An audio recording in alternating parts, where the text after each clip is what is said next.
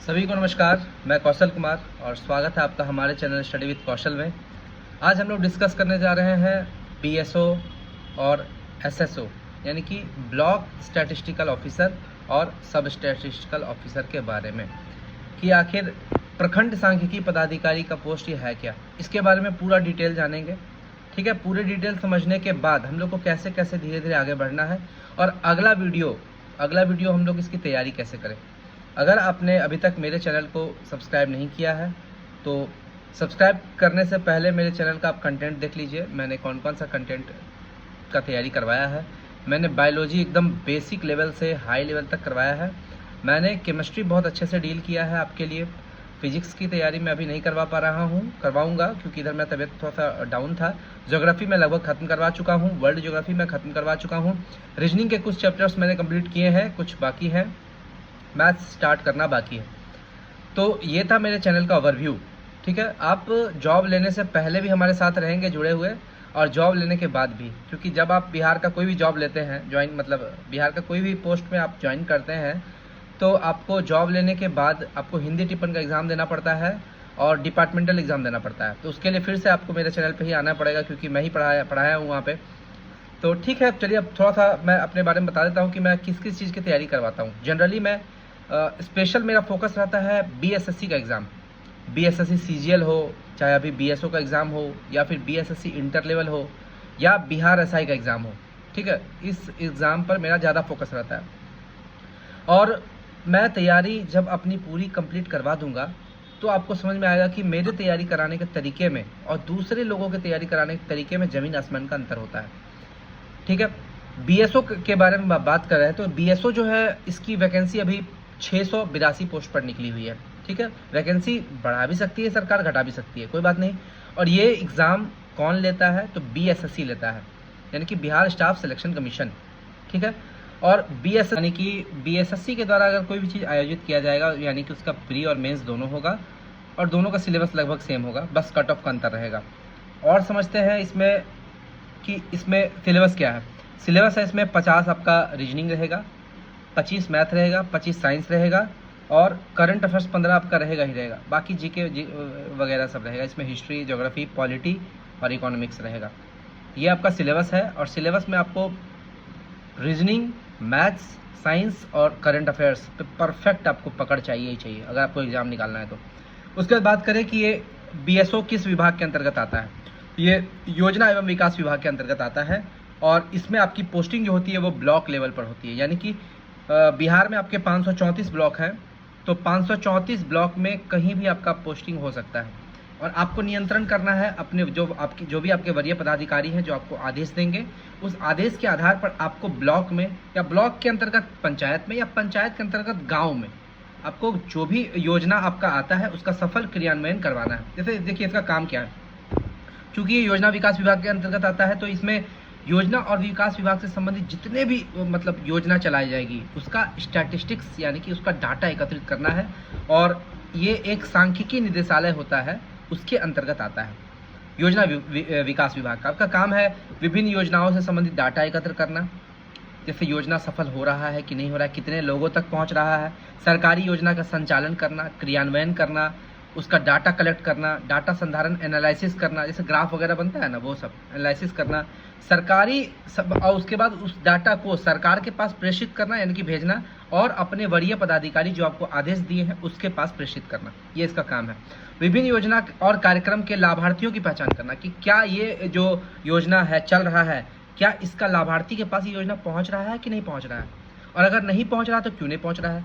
अभी देखिएगा direct benefit transfer है, यानी कि कोई भी चीज़ अगर होता है तो लाभार्थी को डायरेक्ट उसके बैंक अकाउंट में जाता है बिना ही बिचौलियों के पास जाए हुए, यानी कि बीच में जो बिचौलिया आते हैं उसके पास जाने से पहले सीधा डायरेक्ट आपका जो आपका बेनिफिट ले रहा है सीधा उसके पास जाएगा बिना ही बिचौलियों के पास गए।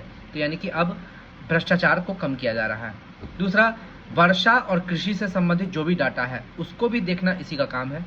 और कहीं कहीं मैं सुनता हूँ कि जन्म प्रमाण पत्र बनाएगा नहीं और मृत्यु प्रमाण पत्र बनाएगा नहीं, बल्कि उससे संबंधित डाटा एकत्रित करेगा कि कितना जन्म हुआ, मृत्यु कितना हुआ, शिशु दर, मृत्यु दर, ये सब जो डाटा होता है ये भी डाटा कहीं ना कहीं इसको कलेक्ट करना पड़ता है, ब्लॉक स्टैटिस्टिकल ऑफिसर को। ये अच्छा पोस्ट है। देखिए, इसका बात करें कि पावर है तो पावर नहीं है, वर्क प्रेशर भी तो नहीं है। पावर नहीं है तो वर्क प्रेशर भी नहीं है। हो सकता है आपको कभी कभी बहुत काम हो, कभी कभी एकदम ही काम नहीं हो, नहीं होता है, मौसमी बेरोजगार, उसी टाइप का चीज़ है। बेरोजगार तो नहीं है, पैसा मिलेगा आपको, काम कीजिए चाहे नहीं कीजिए पैसा मिलेगा। आपको डाटा एकत्रित करना है, आप वो काम तुरंत कर लीजिए, बैठे रहिए, कोई दिक्कत नहीं। वर्क प्रेशर नहीं है, पावर भी नहीं है, लेकिन इज्जत है, क्योंकि लेवल 7 का पोस्ट है। आपको अपने, ऐसा भी हो सकता है कि आपको पोस्टिंग आपके ब्लॉक में, आप ही के गांव में मिल जाए। किस्मत तो कुछ भी हो सकता है। देखिए, ये बिहार पुलिस का जॉब नहीं है जो आपको होम डिस्ट्रिक्ट नहीं मिलेगा, आपको होम डिस्ट्रिक्ट भी मिल सकता है। आपको अपने ब्लॉक में, अपने ही पंचायत में आप काम कर सकते हैं, अपने ब्लॉक में काम कर सकते हैं। आप तक समझिए, इसका प्रोबेशन पीरियड 2 साल का होता है, यानी कि जब आप जॉब लेंगे तो आपको 2 साल तक अच्छे से रहना है, कुछ भी नौटंकी नहीं करना है, क्योंकि सरकार बिना कारण बताए आपको जॉब से निकाल सकती है प्रोबेशन पीरियड में। प्रोबेशन पीरियड का मतलब ही होता है कि अगर आपकी सेवा संतोषजनक रही, अगर सरकार को ये लगा कि आपकी सेवा संतोषजनक है, अच्छी है, विभाग के लिए बढ़िया मानी जाएगी, तो आपका सर्विस कंफर्म किया जाएगा। 2 साल के बाद सर्विस कंफर्मेशन होता है, और उस बीच में आपको ट्रेनिंग कंप्लीट करना है। ट्रेनिंग होगा बीपाड में, जहाँ भी एएसओ कर रहे हैं वहीं पे आपका ट्रेनिंग होगा, और जनरली बीपाड आपको गया में है और पटना में है, वहाँ पर आपकी ट्रेनिंग होगी। ट्रेनिंग के बाद आपको कुछ एग्जाम पास करने होंगे। हिंदी टिप्पण का एग्जाम, आइएगा फिर मेरे ही चैनल पे, हम ही हिंदी टिप्पण पढ़ाए हैं। उसके बाद आपको कंप्यूटर का एग्जाम पास करना पड़ेगा। उसके बाद आपको एक डिपार्टमेंटल एग्जाम पास करना पड़ेगा, जिसमें कुछ कोड होते हैं, कोड 1, कोड 2, कोड 3, ऐसे कर करके बहुत सारे कोड होते हैं। उस कोड को आपको पास करना पड़ेगा। जो एएसओ हैं उनके लिए कोड 7 और कोड 25 जरूरी था, कोड 1 और कोड 2 भी जरूरी था। ठीक है, तो ये आपको पास करना जरूरी होता है, और ये सब जब आप पास कर जाते हैं तो आपको आपकी सर्विस कंफर्म मानी जाती है। आपकी सर्विस कंफर्मेशन होती है, और आपका जो अभिलेख होता है, सेवा अभिलेख, उसमें आपका एंट्री कर दिया जाता है कि आपकी सर्विस कंफर्म हो गई। सर्विस कंफर्म होने के बाद आपको बिना रीजन बताए सरकार कभी नहीं निकाल सकती, यानी कि आपका जॉब जो है थोड़ा सिक्योर हो जाता है, बच जाता है। इसीलिए 2 साल तक कोई नौटंकी नहीं करना, जॉब अच्छे से संभालना है। और बात करें तो इसमें सीनियरिटी कैसे डिसाइड होती है, क्योंकि जब आप जॉब लेंगे तो जो आप जॉब देंगे उसमें आपकी मेरिट बनेगी। मेरिट लिस्ट में जिसका जो सीरियल नंबर होगा वही आपका सीनियरिटी होगा। इसलिए कोशिश कीजिए रैंक अच्छा लाने का। आप मान लीजिए 682 पोस्ट है, आप 682वें रैंक पर हैं, सबसे लास्ट रैंक पर हैं, सब प्रमोशन हो जाएगा, सबका प्रमोशन, आप वही रहिएगा, ब्लॉक स्टैटिस्टिकल ऑफिसर ही रहिएगा। इसलिए आप सिर्फ जॉब मत सोचिए, आप रैंक भी अच्छा लाने की कोशिश कीजिए, अच्छा नंबर लाने की कोशिश कीजिए, क्योंकि आपका जो सीनियरिटी है वो आपका मेरिट लिस्ट में जो रैंक आएगा उस रैंक के आधार पर ही डिसाइड माना जाएगा। अगला चीज बात करें, ट्रेनिंग तो बता ही दिया मैंने, बीपाड में होगा। और क्या क्या इसमें बचता है, हाँ, सैलरी का बात करें तो इसमें सैलरी बहुत बेजोड़ है। लेवल 7 का जॉब है, 4600 ग्रेड पे है। जो हम लोग को मिलती है सैलरी वही उनको भी मिलेगी।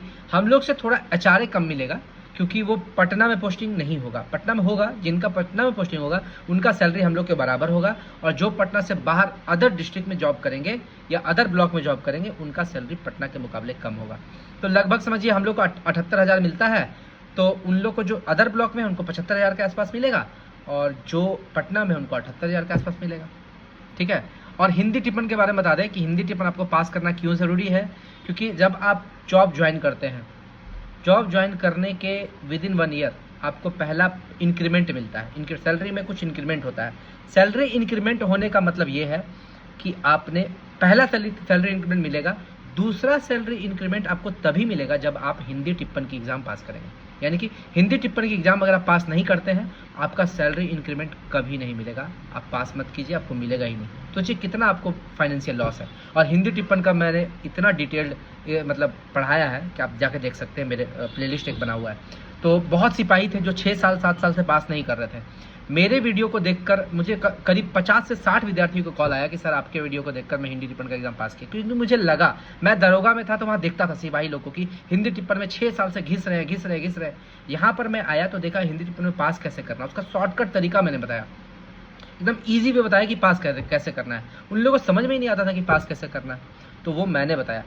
अब उसके बाद बात करें कि देखिए ये तो सारा चीज़ मैंने ब्लॉक स्टैटिस्टिकल ऑफिसर के बारे में बता दिया है। कुछ चीज़ अगर बच गया है या इसका प्रिपरेशन कैसे करें तो वो मैं नेक्स्ट वीडियो में बता दूंगा, अगले वीडियो में। हाँ, एक चीज़ और, अगर आपने मेरे चैनल को सब्सक्राइब नहीं किया है तो तुरंत सब्सक्राइब कर लीजिए, और सब्सक्राइब करने से पहले झिझक रहे हैं तो आप जाके एक बार मेरा वीडियो देख लीजिए, क्वालिटी देख लीजिए वीडियो का, कि जो मैंने तैयारी करवाया है, जो बाकी तैयारी करवाया है, उनमें कितना अंतर है।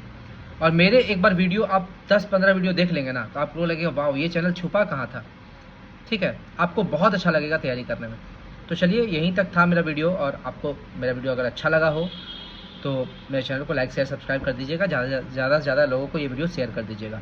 धन्यवाद। बाकी अगली वीडियो में मैं इसका तैयारी कैसे करना है उस पर एक वीडियो डालूंगा, और वो पूरे प्लान्ड वे में कि किस दिन आपको क्या करना है, कितने दिन में फिजिक्स कंप्लीट करना है, कितने दिन में बायोलॉजी कंप्लीट करना है, वो पूरे रणनीति के साथ मैं वीडियो लाऊंगा। ठीक है, तो बस आज का वीडियो इतना ही तक है। धन्यवाद।